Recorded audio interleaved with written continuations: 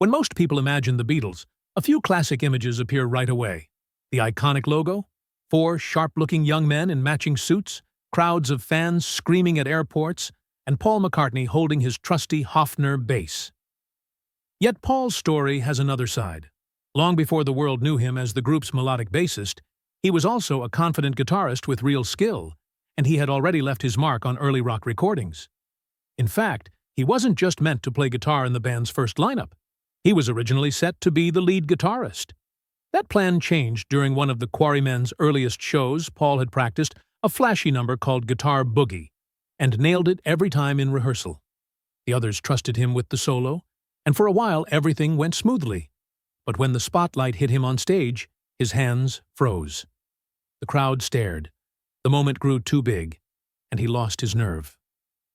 After that night, he stepped away from solos altogether.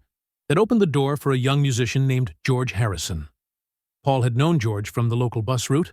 Their neighborhoods were only a stop apart, and they often chatted on the ride to school. Paul, being a year older, treated George like a kid, a habit that lingered even after the Beatles formed.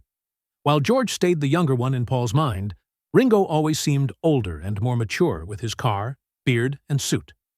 When the Quarrymen started looking for a strong guitarist, Paul told John about the quiet boy from the bus who could really play.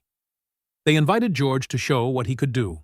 One evening, riding on the upper deck of an empty bus, George pulled out his guitar and launched into Raunchy with such precision that it sounded just like the record. The band knew instantly he was the right choice. From that moment, George took on the role of lead guitarist.